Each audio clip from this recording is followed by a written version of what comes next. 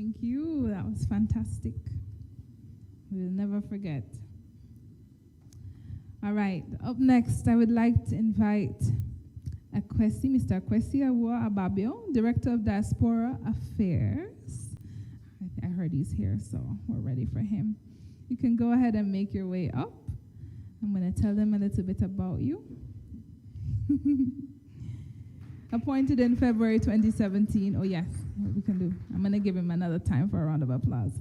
Appointed in February 2017, Akwasi Awua Ababio is the Director of Diaspora Affairs at the Office of the President of Ghana, steering the Ghana Diaspora Engagement Policy.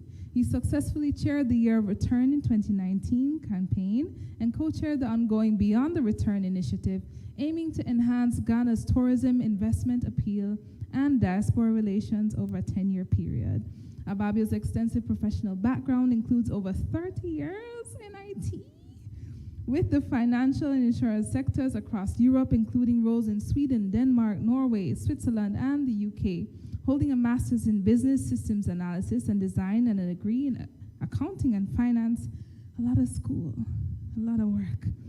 He has also honed leadership skills with certifications in collective leadership and international diplomacy.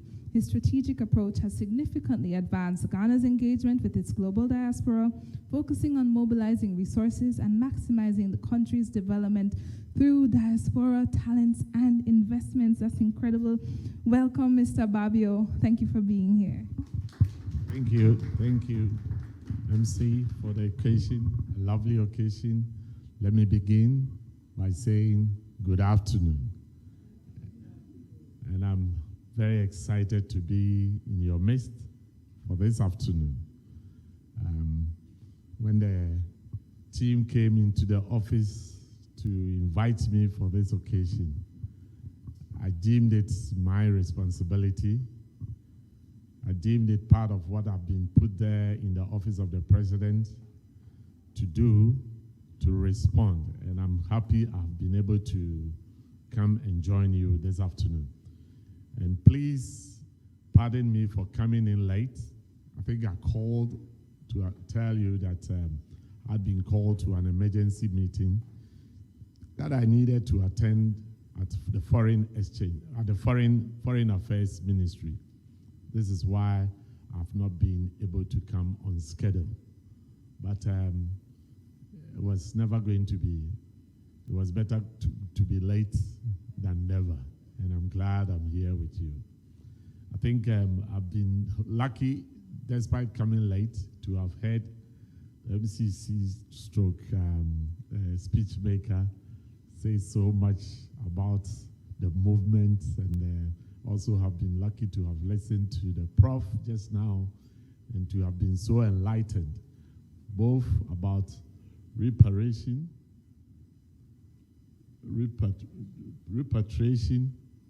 and all the things that have been said so far.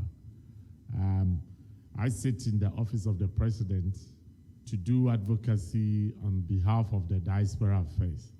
And I believe in the interactions that we have on a regular basis.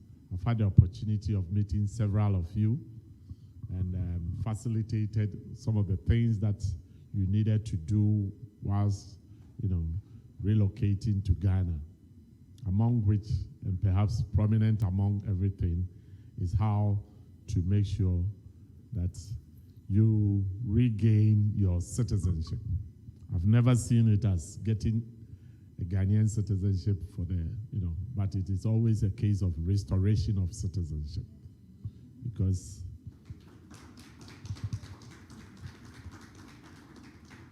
as we already heard, that journey across the continent, across the ocean, was a forceful one. It wasn't something that had been done by choice. People had been sold against their will. They had been taken to the far away to till the land, to do all sorts of things.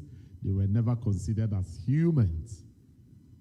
If they were, we wouldn't have ended up with a case where slave owners had been compensated after slavery, and those who survived and were victims of slavery had never been compensated. Which is why, in His Excellency's view, is taking the leadership of making sure that Ghana, within a few weeks, a few days' time, would be hosting the Reparations Conference in Ghana here in Accra, with a view that we will bring all together to dialogue to make sure we have one big, common front presentation to the rest of the world, to those who perpetrated this heinous crime against humanity, far worse than what was done to the Israelis, and for which compensations of some sort have been paid, and then for which nothing has been paid for all these inhumane acts to mankind. When you go to, I've been lucky to have visited Barbados, and not long ago I was in St. Martin's as well.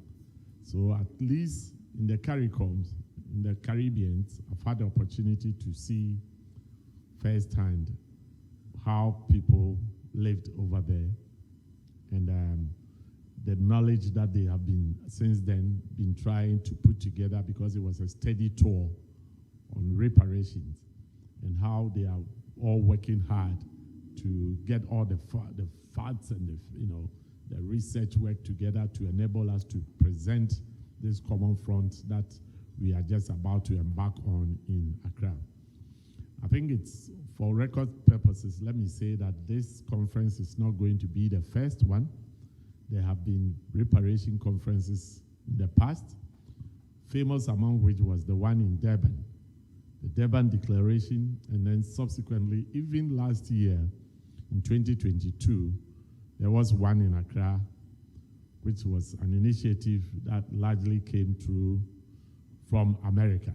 But this time around, with our president raising the issue at the highest level at the AU conference, there has been the necessity for us to host this conference, which is coming up next week, beginning 13th to the 17th.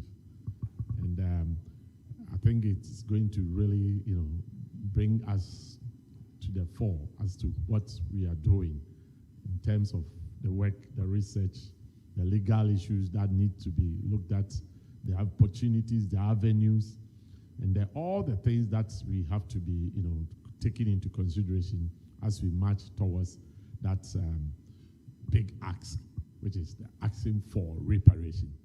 I think lately we must admit that some interesting parties are beginning to, or guilty parties, should I say, are beginning to acknowledge. Guilty, I think that's the word. Trying to be diplomatic can have its own, are beginning to recognize. And that is the first step. But we are not going to rest on our oars on this one. What has been done has been done. And what needs to be paid needs to be paid. And therefore, we are going to go forward and make sure that they do what is necessary. At the end of the day, all the UN charters and everything, every documentation that you can pick classifies us as humans. And for anybody to have erred at some point in time, to have treated us as chattels and not humans, and therefore not due for compensation, they would have to, pay back. And that is what we are asking for. I think I would rather we focus on your purpose of this meeting and not bore you with so much of what is coming up as far as what we do. But this is just a preview, a cursory glance at what we do as an office and how we advise our president to lead on this charge for this advocacy that we do on the diaspora. I think we have also had the discussions about how your future plans will enable you to have this village or this settlement that will enable people to come in and live here. We would, on our part, would also work all the time to make sure that the legalities are straightened up. I've told you about how the president has already set up a working committee to look at the right of abode, to bring it to this 21st century as it is, in which for which reason there is a homecoming or return, the Homeland Return Act that is being considered. And when that act eventually goes through, typical government initiative, it's like steering some big tank on the high seas. It takes time to turn around. But we keep nudging them to go forward with the necessary, changes that are required for this Homeland Return Act to come and streamline and make it more transparent in how, when everybody has come and they are willing to get citizenship, they would be able to do that.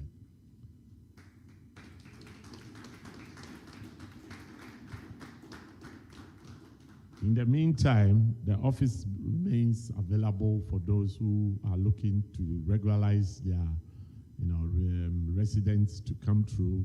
We willingly, hardly asking any questions, we will give you the letter that would enable you to go to Immigration Service for you to be processed. It's unfortunate that at least we have these rules and regulations that first require you to have residence permits, and but hardly any kind of questions will be asked as to why you have to be residing here. Basically it's done deal. As long as you choose to do it, it's a matter for you to do it. Of course, there are considerations for you personally as to how economically you intend to survive here. That is only a reality question. But other than that, we are fully on board trying to encourage the resettlement for those who want to have their citizenship restored, for it to be restored, and we would always urge you to take advantage of the opportunities here in Ghana. Thank you.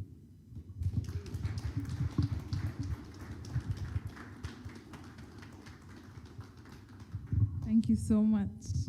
I don't know about anybody else, but I'm ready for my citizenship. Long time, long time, long time.